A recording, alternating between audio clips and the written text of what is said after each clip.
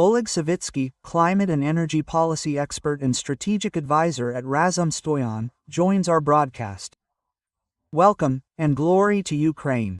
Glory to the faithful. Good afternoon. Oleg, if we're talking about, essentially, getting rid of, yes, Russia, my God, the European Union, this dependence on the Russian Federation, can we really say that we've passed this turning point?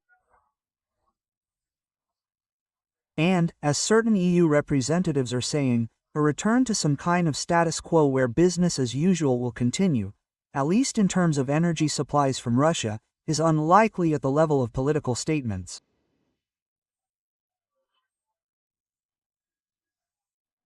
Yes, well, we also heard this from Ursula von der Leyen about the ban on imports of Russian liquefied natural gas being included in the 19th sanctions package. And now, well, there's the EU Council's position on a draft regulation that would ban the import of all Russian energy resources altogether. But these decisions haven't been made yet, haven't been voted on, haven't been approved, they've only just been announced. So, well, we can say there's political will and a corresponding statement, but the most important things are yet to come. Tell me, Oliak, if we're talking about a particular country's position in this regard, whether we're talking about Slovakia or Hungary, for example, what do you attribute the, shall we say, reluctance to get rid of Russian energy suppliers to these countries? Is this a matter of national importance, or perhaps a personal one? That's a very good question. And,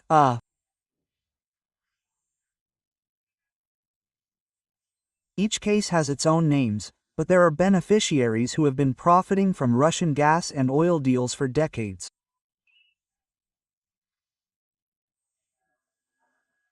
And, essentially, political regimes, especially in Hungary, are built on this large-scale corruption. Hungary, for example, by buying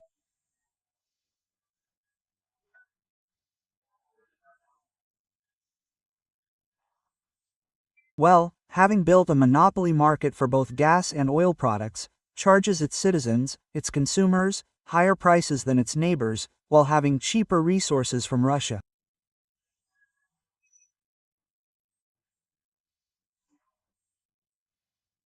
So, gasoline and diesel fuel, for example, are 5% more expensive in Hungary than in neighboring countries.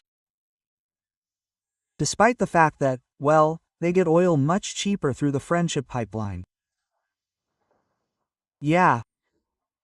Now, we're talking about the prospects for how relations between Ukraine and the United States of America might develop. I'd like to focus our attention on this very topic. The United States of America is interested in joint nuclear power generation projects with Ukraine. President Volodymyr Zelensky stated this in his video address. According to the head of state, this is part of a much larger Euro-Atlantic strategy. We understand this position and will continue the discussion. The United States has significant interest in working with us on nuclear power generation, as well as gas and oil. Ukrainian infrastructure could provide greater energy security for the entire region. America is clearly interested in this. In general, this is already part of a much larger Euro-Atlantic strategy. The European energy market must be freed not just from dependence on Russian energy resources, but also from the very fact of their supply. Russia is building a policy on anti-European foundations and is trying to break Europe. This certainly cannot be financed with European funds. Oleg, tell me, in your opinion, what can we do with the United States, and the European Union in general, understanding that, if we compare, to put it mildly, the United States of America, they seem to be a better and more stable partner than Putin's Russia.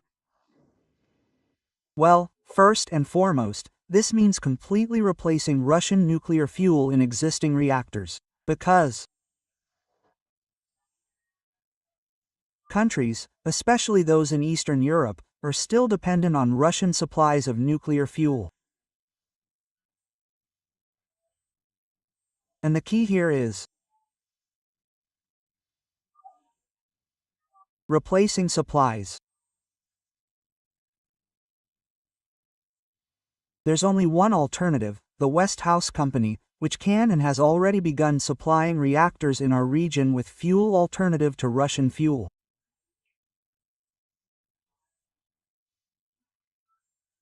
Bulgaria has switched to American fuel, Ukraine has partially switched, but we're still using the reserves that were purchased before the full-scale invasion.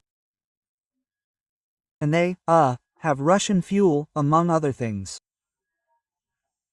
And we need to get more fuel from Westinghouse to ensure our reactors continue to operate reliably. Oh, and there's a colossal problem, well, political in nature, that Rosatom has managed to infiltrate all the key structures. First of all, we saw the head of the International Nuclear Transport Agency, IATA, speaking at the Russian Nuclear Forum. And this, one could say, is the culmination of Russia's takeover of this institution. MGT is essentially now working for Russia, unfortunately, allowing simply unacceptable things at the Zaporizhzhia nuclear power plant. And so, just recently it became known that, Rosatom, essentially stole, technical documentation for, a spent nuclear fuel storage facility at the Zaporizhzhia NPP site, which was built by American companies, including Westinghouse. And Rosatom, without, not just without permission, but, well, half criminally seized the documentation for these technologies, which, are, well, the intellectual property of American companies. And here it is very important that there is a response and that Rosatom there, receives criminal, well, calls. Including in Europe. Secondly, all Rosatom representatives should be kicked out of international bodies, not just the MAGATHA, but